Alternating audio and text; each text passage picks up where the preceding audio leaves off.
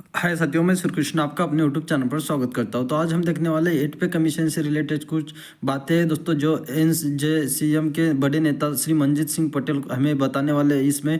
तो आपके सारे डाउट जो है दोस्तों इसमें क्लियर हो जाएंगे। तो जो भी मंजीत सिंह पटेल ने बातें बताई है दोस्तों, वो आप सुन लीजिए, उनका क्या कहना है और आपके सारे डाउट क्लियर कर लीजिए दोस्तों। तो देखिए दोस्तों, और हम आपको बताना चाहते हैं, अगर आप हमारे चैनल पर नए हैं तो चैनल को सब्सक्राइब जरूर कीजिए और सब्सक्राइब के साथ साथ बेल आइकन को भी दबाइए, ताकि अगले आने वाली हर वीडियो की पल पल की अपडेट नोटिफिकेशन के द्वारा आपके पास आ जाए। तो चलिए दोस्तों, देखते हैं उनका क्या कहना है, अंत तक जुड़े रहिए।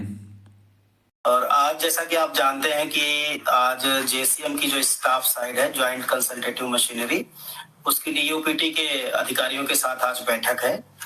और इस बैठक में बेसिकली 8वें पे कमीशन में क्या क्या एजेंडा होगा, इसके 15 पॉइंट है, जैसा कि आपने कहा ही। उन्हीं 15 पॉइंटों की क्या टर्म्स एंड कंडीशन होगी, उनको लेकर के ये बैठक आज हो रही है। बल्कि हो गई है बैठक, तो समाप्त हो चुकी है मेरे ख्याल से। और उसके बाद क्या होता है कि जो इसमें घटक दल है, जो सेंट्रल गवर्नमेंट एम्प्लॉइज के जो घटक दल है, या जिसको हम स्टाफ साइड के जो घटक दल कहते हैं, वो भी अपनी बैठक कर रहे हैं, अपने अपने फेडरेशन के अधिकारियों के साथ अपनी बैठक कर रहे हैं। और उस बैठक के बाद स्टाफ साइड की तरफ से कुछ निकल करके आएगा कि क्या क्या शर्तें सरकार के द्वारा रखी गई हैं और कैसे कमेटी बनेगी, कैसे कमीशन बनेगा, कैसे काम करेगा। कमीशन के फॉर्मली गठन से पहले की प्रक्रिया है एक तरीके से। अभी कमीशन गठित हो जाएगा, फिर कमीशन काम करना शुरू करेगा। तो कमीशन कैसे काम करेगा, उसकी एक तरीके से शर्तें होंगी, उसकी एक तरीके से रेफरेंस होंगे कि किन किन मुद्दों पे बात करेगा।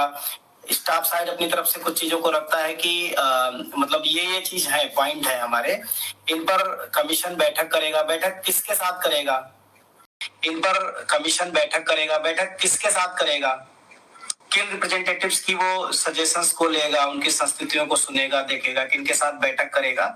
ये सारी चीजें तय होती हैं। टाइम तय होता है कि टाइम कितना लगेगा, और मतलब किन इस वेतन आयोग के लिए एजेंडा कौन कौन से हैं।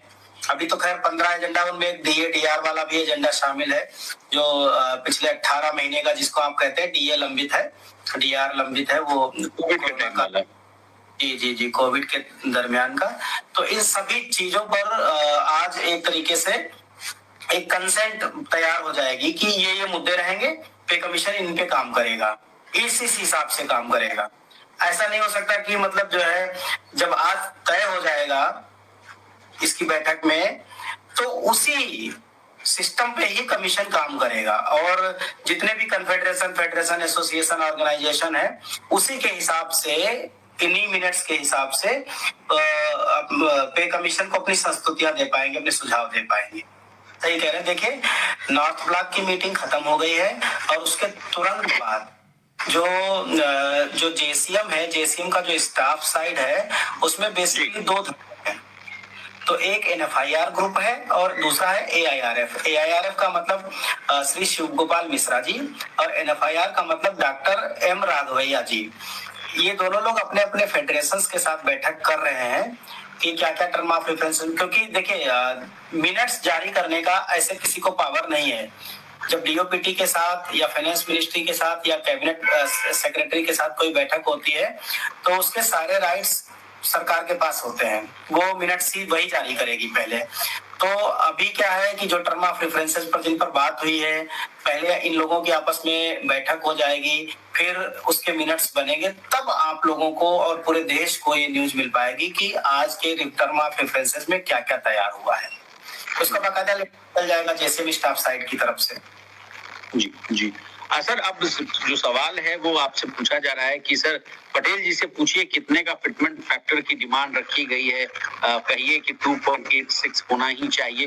तो मैं आपको बता दूं कि जिन 15 बिंदुओं पर आज चर्चा हो रही थी, तो कुछ खबरें मुझे PCR से मिल रही है।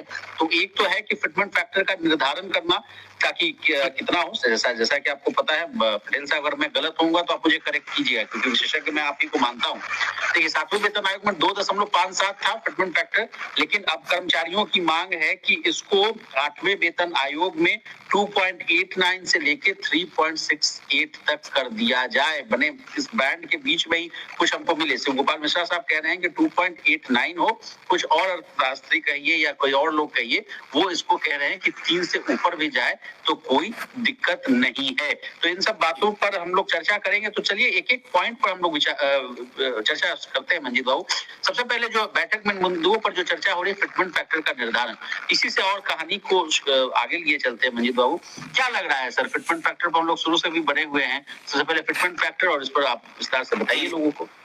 जी, जब 7वां पे कमीशन आया था विशाल जी, तो डॉक्टर एक्राइड वेलेस जी के हिसाब से, जो कि एक न्यूट्रिशनिस्ट है, तो उन्होंने ये पे मैट्रिक्स का फार्मूला सुझाया था। उसमें क्या है कि इंक्रीमेंट एकदम फिक्स होगा। पहले 3% निकाल करके देते थे तो अपने आप कैलकुलेट करना पड़ता था। अब क्या है, वो पूरा चार्ट, पूरी टेबल बनी हुई है। तो जो नया पे कमीशन आएगा वो किसी फैक्टर से, जिसे हम मल्टीप्लिकेशन फैक्टर भी कई बार कहते हैं, उससे पुरानी वाली टेबल को रिप्लेस करेंगे। ऐसा नहीं है जैसे साथी लिख रहे हैं कि कितनी डिमांड की गई है आज फिटमेंट फैक्टर की। आज ये डिमांड नहीं होगी, अभी पे कमीशन ऑफिशियली नहीं बैठा है। आज ये बात बन जाएगी कि फिटमेंट फैक्टर बनाया जाए। अभी क्या ना, ये अनऑफिशियली हम लोग बात कर रहे हैं कि फिटमेंट फैक्टर रखा जाएगा। उस पर ये बात, मुद्दा आज रखा जाएगा कि पे कमीशन, पे मैट्रिक्स को जो रिप्लेस करने का तरीका होगा वो फिटमेंट फैक्टर होगा, मल्टीप्लिकेशन फैक्टर होगा, पहला। दूसरा, कौन सी टेबल का मतलब लेवल, कौन सी लेवल को मर्ज करने की जरूरत है, या कौन से लेवल में एक ही फिटमेंट फैक्टर चलेगा पूरी टेबल में, या अलग अलग बैंड में अलग अलग फिटमेंट फैक्टर चलेगा, या अलग अलग लेवल में अलग अलग फिटमेंट फैक्टर चलेगा। जो 7th पे कमीशन है उसकी जो पे मैट्रिक्स बनी है उसमें कोई एक फिटमेंट फैक्टर नहीं है। मैं कई बार इस बात को बोल चुका हूं। वहां पर 2.57 सबसे मिनिमम फिटमेंट फैक्टर है और 2.92 सबसे बड़ा फिटमेंट फैक्टर है। मेरे ख्याल से ये फैक्टर है वहां। तो किसी को 2.57 मिला है, हम लोगों को जो लेवल 6, 7, 8 था उसमें 2.62 का मिला था, आई थिंक।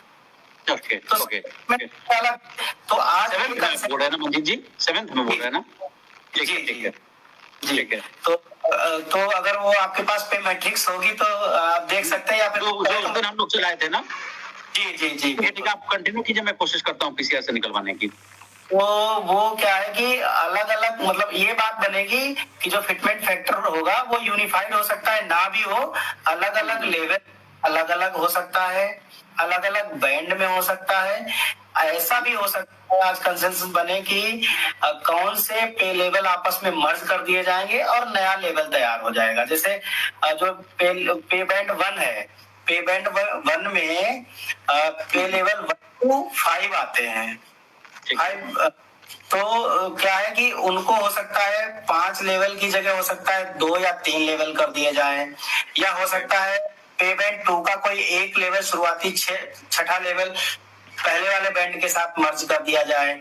इन सब पर, ये सब टर्म ऑफ रेफरेंसेस में आज चर्चा होगी, मतलब हुई होगी चर्चा इस पर। ये है उसका बोलो, आप हम कह सकते हैं जी। अब देखिए, अजय दुआ साहब तो कह रहे थे कि 2.